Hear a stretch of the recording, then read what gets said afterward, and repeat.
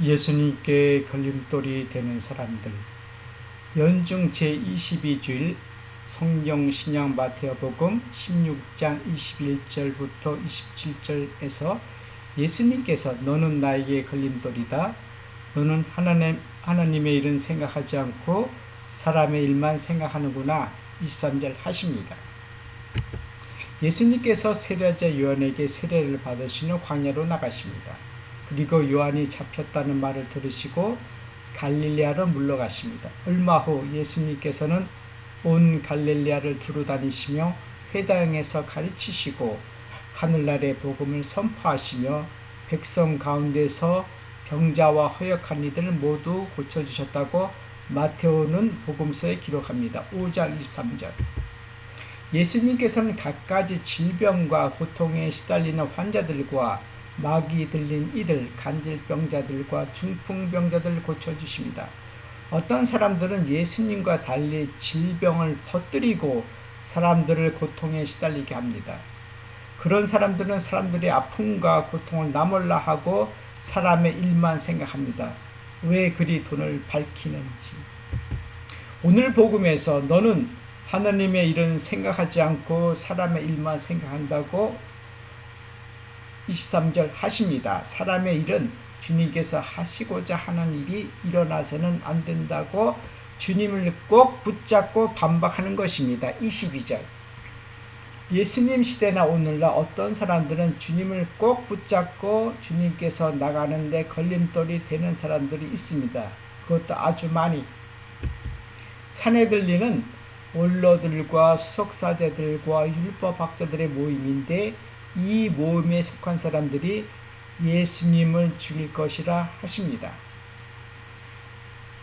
예수님께서는 사람의 아들이라 하시면서 그는 고난과 죽음 그리고 아버지의 영광에 쌓여 천사들과 함께 올 것이라고 하십니다. 사람의 아들은 예수님뿐만 아니라 이스라엘 역사에서 수수께끼 같은 모임인데 마테오는 자신을 버리고 십자가를 지고 예수님에 따르는 사람들의 모임이라 암시합니다. 베드로는 예수님께서 예루살렘에 있는 원로들과 수석사제들과 율법학자들에게 많은 고난을 받으시고 죽임을 당하실 것이라는 말씀에 펄쩍 뜁니다. 제자들은 예수님을 따라다니면서 원로들과 수석사제들과 율법학자들이 예수님을 어떻게 없앨까 모의하는 것을 12장 14절 마테오뿐만 아니라 베드로도 자신도 더욱더 잘 알고 있었기 때문입니다. 베드로 입장에서는 예수님과 제자들이 예루살렘에 입성하면 수많은 군중이 자기들의 겉옷과 나무가지를 꺾어다가 길에 깔고 주님의 이름으로 오시는 분은 복되시어라 21장 8절부터 9절라는 마태복음서에 따라 베드로 자신도 그렇게 기대했을 겁니다. 더 나아가서는 예루살렘의 원로들과 수석사제들과 율법학자들도 마중 나와 예수님을 윗자리에 모실 것이라고 기대했을 겁니다. 입성을 앞두고 베드로는 흥분과 기도 속에 있었습니다. 제자들은 당시 권력 중심에 있었던 원로들과 수석사제들과 율법학자들이 예수님께 어려운 질문을 던져 예수님께서 답변하시는 것에 따라 올가미를 씌우고 함정에 빠뜨리고 죽이려 할 때마다 예수님께서 기가 막히게 답변하시어 그들의 글을 납작하게 만드신 것을 보아왔습니다. 그때마다 10년 먹은 채찍이 확 내려가는 것을 체험했을 겁니다. 그런 당신이 왜 고난을 받고 그들이 파놓은 올감에 걸려 죽으시다니요. 맙소사 주님, 그런 일은 주님께 결코 일어나지 않을 겁니다. 22절. 예수님께서 베드로에게 사탄아 내게서 물러가라 23절. 사탄은 예수님께서 아람어로 사타나스라고 말씀하신 겁니다. 성경 신약에 사타나스는 36번 나오는데 원수, 악한 자, 이 세상의 지배자 등 여러 뜻으로 쓰이는데 마테오는 사타나스를 그대로 음으로 적어 놓은 것입니다. 예수님의 인격을 믿으시는 분들은 설마 예수님께서 베드로에게 요거로 이 말씀을 하셨을까 하고 생각하실 겁니다. 예수님께서는 걸림돌이라고 하신 것입니다. 예수님은 욕을 하시는 분이 아닙니다. 마태오는 예수님께서 베드로에게 사탄이라고 하셨다고 하지만 루카복음에는 사탄이란 하신 말씀이 빠져 있고 마르코 복음에는 돌아서서 제자들을 보신 다음 사탄이라 하시며 베드로를 꾸짖으셨다고 합니다. 8장 32절. 예수님께서 돌아서서 제자를 보신 것은 베드로뿐만 아니라 다른 제자들에게도 너희도 나에게 걸림돌이 되려느냐 하고 물으신 것입니다. 예수님을 어떻게 따라야 하는가 하는 질문에 앞서서 예수님을 왜 따라야 하는 질문을 먼저 해야 합니다. 어떻게라는 방법보다도 왜라는 본질적 질문이 전제돼야지 그 다음 방법이 나오는 것입니다. 교회가 사람들에게 구호품을 나눠준 적이 있습니다. 이때 많은 사람들이 그야말로 구호품을 받기 위하여 교회에 나왔습니다. 그 후 밀가루 신자란 말이 생겨났습니다. 예수님을 따르는 것은 밀가루를 받기 위해서 따른 것입니다. 교회가 더 이상 밀가루를 주지 않자 많은 사람들이 더 이상 교회나 성당에 나오지 않게 되었습니다. 개신교는 11조를 하라고 하지만 천주교는 그런 말을 하지 않는다 하여 개신교에서 천주교로 옮긴 사람들이 많다면 아주 많습니다. 고 X대학을 나오고 X만 교회를 다녀야 정치권에 쉽게 진입할 수 있다고 해서 한때는 그 교회의 신자가 늘었다는 것은 널리 알려진 이야기입니다. 이런 사람들에게 예수님께서는 자신을 버리고 제 십자가를 지라고 하십니다. 24절. 예수님께서는 자기를 버리고 자기 십자가를 지고 따라오라고 가르치시지만 사람들은 죽어라 그렇게 하지도 않고 그렇게 살지도 않습니다. 예수님을 장식품으로 여기기 때문입니다. 예수님의 청빙과 작업을 본받겠다고 수도회를 세우신 분 뜻과는 달리 그분의 제자들은 어마어마한 재산을 수도회에 쌓아놓고 살고 있습니다.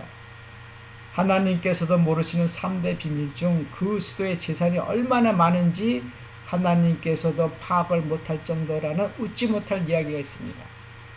창립자가 돌아가시자 이 수도회는 분열하여 세 개의 수도회로 나눠졌고 뜻있는 수도회 형제들은 14세기 부패한 수도회와 교황청과 대립하자 교황 요한 22세는 1311년 4명의 수사들을 화형에 처하고 1322년 이 수도의 회칙을 이단이라고 선포해버립니다. 교회사는 아름다운 이야기만 기록된 것은 아닙니다.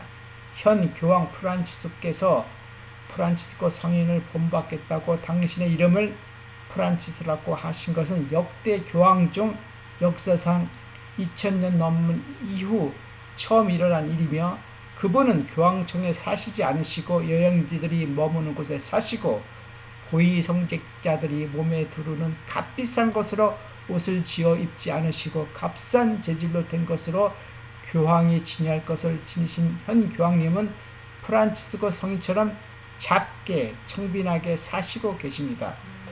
여전히 그 청빈수도에는 말만 하고 여느 부자들처럼 그렇게 살고 있습니다. 교황 프란치스코께서 교황이 되신 후 프란치스코라는 이름을 고치신 후부터 청빈하게 사신 것이 아니라 출신 수도인 예수에서 수도성원, 즉 청빈, 정결, 순명서원을 하고부터 시작된 것입니다. 많은 교황들 중에 수도자들이 있었고 수도자로서 청빈서원을 했지만 그 누구도 프란치스코 교황처럼 청빈하게 살지 않았습니다. 예수님께서 베드로를 사람의 일만 생각하고 예수님께 걸림돌이라고 하심은 오늘날에도 교회 지도자들 중 수도자 출신들을 향하여 꾸짖고 계십니다. 재석교구 사제들은 청빈서원을 하지 않아 호화롭게 사셔도 교회 지도자들은 사람들이 주님께 가까이 가도록 그 방법을 가르쳐 줘야 합니다.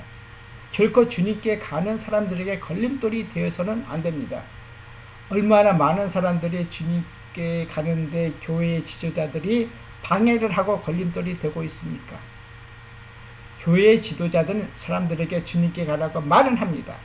손가락으로 달을 가리키지만 손가락을 보고 있는 사람들에게 달을 보라고 하지 않습니다. 손가락을 들어 달을 가리키지만 알게 모르게 자신을 내세우고 달을 쳐다보지 못하게 하고 있습니다. 복음서를 읽다 보면 예수님께서 심하다 느낄 정도로 교회 지도자들, 바리사이파나 율법학자들 혹독하게 꾸짖으시고 앞에서 바로 나무라십니다.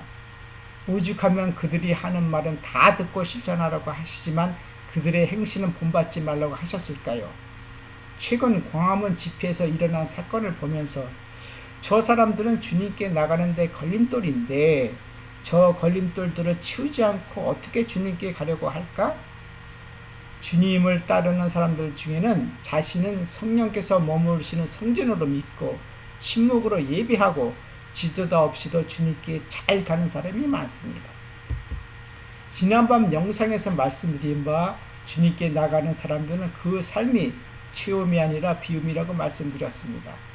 예수님께서 오늘 복음에서 말씀하신 자신을 버리라는 다른 표현이기도 합니다. 예수님을 왜 어떻게 따라야 하는가는 예수님과 함께 죽으러 가는 것입니다. 우리는 이미 태어났고 살고 있고 앞으로 죽을 일만 남은 셈입니다. 예수님께서 십자가 지시고 못 박혀 돌아가신 골고타, 해골터는 강도 두 사람과 함께 처형하였습니다. 로마 사람들은 처형할 때 십자가 위에 죄명을 적어 놓았습니다. 로마인들은 오늘날 양심범이 아닌 잡범들과 함께 예수님을 욕보이며 처형한 것입니다. 십자가 위에 적혀있는 예수님의 제명은 INRI라고 붙여있는데 이 자는 유대인들의 임금 예수다. 마태복음 27장 37절. 유대인의 임금 마르코복음 15장 26절. 이 자는 유대인들의 임금이다. 루카복음 23장 38절. 유대인들의 임금 나자렛 사람 예수 요한복음 19장 20절이라고 번역하였습니다. 요한은 예수님의 제명을 히브리말, 라틴말, 그리스말로 되어 있다고 했는데 라틴어 표기 예수스, 나자레누스, 렉스, 유데오룸 즉 예수, 나자렛 사람, 왕, 유다인이니 요한이 제대로 번역해 놓은 것입니다. 예수님의 제명을 보고 수석사제들은 나는 유대인들의 임금이다 하고 저자가 말했다고 쓰시오. 요한복음 19장 21절. 그러나 빌라도는 내가 한번 썼으면 그만이오. 22절 라고 거절합니다.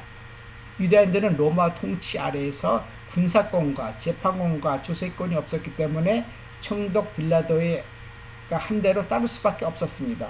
총독 빌라도는 여러 가지로 예수님을 신문하였지만 나는 저 사람에게서 아무런 제목도 찾지 못하겠소. 18장 38절. 총독 빌라도는 예수님을 내질이나 하고 풀어주려고 하였지만 유대인들이 폭동을 일으킬까봐 마태복음 27장 24절 예수님을 십자가에 못 박으라고 넘겨줍니다. 그 당시 빌라도를 총독으로 밀어준 로마의 친위대장이 로마 황제에게 제거되자 빌라도는 폭동이 일어나면 로마 황제가 책임을 물을 것 같으니 무죄이지만 예수님을 유죄로 판결하고 나는 이 사람의 피해에 대한 책임이 없어 마태복음 27장 26절 하고 책임 회피를 합니다. 십자가를 지고 자신을 버리고 예수님을 따라간다는 것이 반드시 죽음으로 끝나는 것은 아닙니다. 여기에 서 있는 이들 가운데에 죽기 전에 사람의 아들이 자기 나라에 오는 것을 볼 사람들이 더러 있다. 28절. 자신을 이미 버렸고 다 버리지 못한 나를 우리를 매일 삶 속에서 버리고 있고 십자가를 이미 지고 예수님을 조금씩 따라가고 있고 사람의 아들이 이미 내 안에 우리 안에 와 있음을 보고 하늘나라에 앞당겨 살고 있는 우리는 행복합니다. 주님 고맙습니다.